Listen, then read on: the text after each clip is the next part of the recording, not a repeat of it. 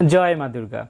আমাদের মধ্যে অনেকেই আমরা আছি যাদের বাড়িতে দুর্গা পূজা হয় অথচ সঠিক এবং শুদ্ধভাবে চণ্ডী পাঠ করা হয় না। সেই বিষয়ে আমরা একটা স্পষ্ট ধারণা দেওয়ার জন্য আপনাদের সামনে উপস্থিত হয়েছি। প্রিয় সনাতনী বন্ধুরা, আজ আমরা এই ভিডিওর মাধ্যমে আপনাদের জানাবো এই মূল গ্রন্থে যে 13টা অধ্যায় আছে, এই 13টা অধ্যায় আমরা কোন পূজাতে কোন অধ্যায় পাঠ করব সেটা স্পষ্টভাবে জানার জন্য। তাহলে আমরা চলে যাচ্ছি মূল অংশে। শ্রী শ্রী চণ্ডী মাহাত্ম্য। মূলত 13টি অধ্যায়কে আমরা শ্রী শ্রী চণ্ডী মাহাত্ম্য বলতে পারি। আপনি যদি দুর্গাপূজাতে 3 দিনে শ্রী শ্রী চণ্ডী পাঠ করতে চান তাহলে আপনি কোন পূজাতে কোন অধ্যায় পাঠ করবেন সেটা দেখিয়ে দিচ্ছি। যেমন প্রথম চরিত্র আছে আমাদের, সে প্রথম চরিত্রটা আমরা সপ্তমী পূজার দিন পাঠ করব, যেখানে অধ্যায় রয়েছে 1 নং অধ্যায়। এরপরে আমাদের মধ্যম চরিত্র আমরা পাঠ করব অষ্টমী পূজার দিন, সেখানে অধ্যায় রয়েছে 2, 3 এবং 4। এরপর রয়েছে উত্তর চরিত্র, যেটা আমরা নবমী পূজাতে পাঠ করব।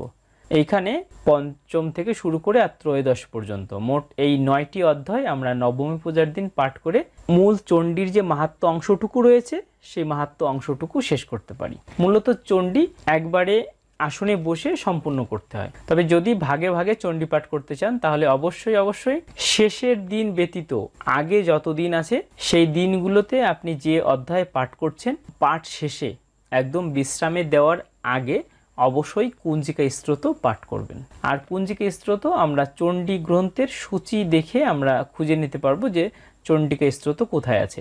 এবং নবমী পূজার দিন কুঞ্জিকা স্তোত্র পাঠ করতে হবে না, কেননা এদিন শ্রী শ্রী চণ্ডীর সমাপন হয়ে যাবে। তবে একটা জিনিস অবশ্যই আপনাদের খেয়াল করতে হবে যে এই যে চণ্ডী মাহাত্ম্য বা মূল গ্রন্থ, এটা পাঠের আগে অবশ্যই আপনাদের এই দেবী মাহাত্ম্যের যে উপক্রমণিকা বা ভূমিকা আছে, তার যে 5টি উপধাপ আছে, এই 5টি উপধাপ এটা আপনাদের অবশ্যই পাঠ করতে হবে। এবং মাহাত্ম্য অংশ পাঠের পর বা মূল গ্রন্থ পাঠের পর আপনাকে এই রহস্যত্রয় পাঠ করতে হবে। এভাবে আপনি দুর্গাপূজাতে শ্রী শ্রী চণ্ডী পাঠ সম্পন্ন করতে পারেন।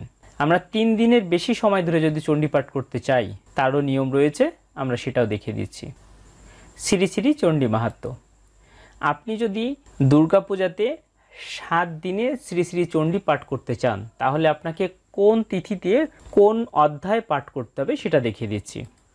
প্রথম চরিত্র, এই প্রথম চরিত্র আমরা পাঠ করব তৃতীয়া তিথিতে, অর্থাৎ দুর্গাপূজার যে ষষ্ঠী দিনে শুরু হবে তার আগে পঞ্চমী, তার আগে চতুর্থী এবং তার আগের দিন তৃতীয়া। এই তৃতীয়া থেকে আপনি শ্রী শ্রী চণ্ডী পাঠ শুরু করবেন। এবং এই প্রথম চরিত্র রয়েছে 1 অধ্যায়, প্রথম অধ্যায়। এরপর রয়েছে মধ্যম চরিত্র, এটা আপনার চতুর্থী তিথিতে 2টি অধ্যায় পাঠ করবেন, দ্বিতীয় এবং তৃতীয় অধ্যায়।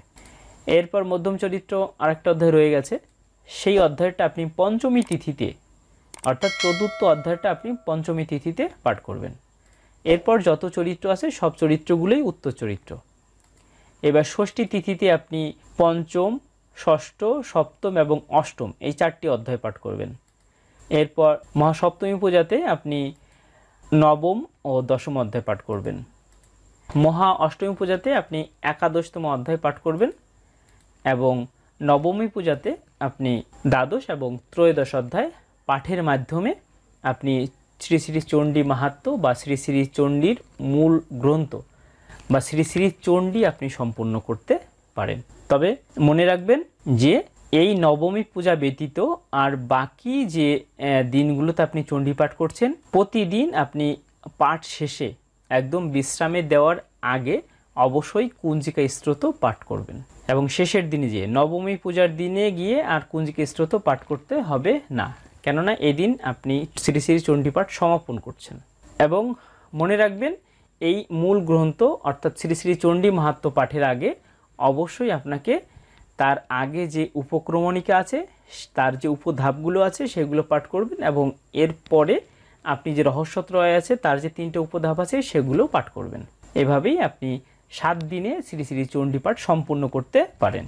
আপনার যদি সময় আরও হাতে থাকে তাহলে আপনি 9 দিনেও শ্রী শ্রী চণ্ডী পাঠ সম্পূর্ণ করতে পারেন।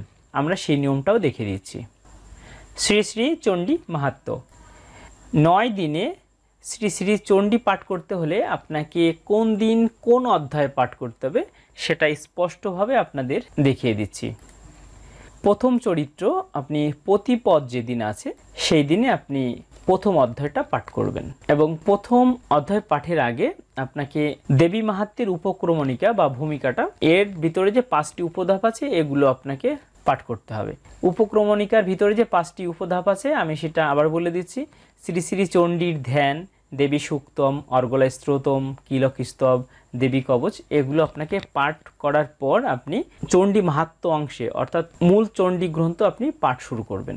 তবে প্রতিদিন এই ধাপটা পাঠ করার প্রয়োজন নেই, এটা একবারই পাঠ করতে হয় এবং এই ধাপগুলো পাঠের পর আপনি মূল চণ্ডী গ্রন্থটা 3 দিন, 7 দিন বা 9 দিনে সম্পূর্ণ করতে পারেন। এরপর আছে মধ্যম চরিত্র। এটা আপনি দ্বিতীয়া তিথিতে পাঠ করবেন এবং 3টা অধ্যায় পাঠ করবেন, দ্বিতীয়, তৃতীয় এবং চতুর্থ অধ্যায়। এরপর রয়েছে সবগুলোই উত্তর চরিত্র। আপনি তৃতীয়া তিথিতে 5ম এবং 6ষ্ঠ অধ্যায় পাঠ করবেন, চতুর্থী তিথিতে 7ম অধ্যায় পাঠ করবেন, পঞ্চমী তিথিতে 8ম অধ্যায় পাঠ করবেন, ষষ্ঠী তিথিতে 9ম ও 10ম অধ্যায় পাঠ করবেন, সপ্তমী তিথিতে 11তম অধ্যায় পাঠ করবেন, অষ্টমী তিথিতে আপনি 12তম অধ্যায় পাঠ করবেন এবং মহানবমী তিথিতে আপনি 13তম অধ্যায় পাঠ করে আপনি অবশ্যই চণ্ডীপাঠটা সুসম্পন্ন করতে পারেন। তবে মনে রাখবেন যে এই 9ম দিন ব্যতীত বাকি দিনগুলোতে অর্থাৎ এই প্রতিপদ থেকে শুরু করে বাকি যে 8 দিন, এই 8 দিনে আপনি গ্রন্থ বিশ্রামে দেওয়ার আগে অবশ্যই কুঞ্জিকা স্তোত্র পাঠ করবেন। যেমন প্রতিপদের দিন আপনি প্রথম অধ্যায় পাঠ করলেন, এবার পাঠের শেষে আপনি কুঞ্জিকা স্তোত্র পাঠ করে বিশ্রামে রাখবেন। দ্বিতীয়া তিথিতে আপনি দ্বিতীয়, তৃতীয় এবং চতুর্থ অধ্যায় পাঠের শেষে কুঞ্জিকা স্তোত্র পাঠ করে বিশ্রামে দেবেন। এরকম করে আপনি এই অষ্টমী পূজা পর্যন্ত কুঞ্জিকা স্তোত্র পাঠ করবেন।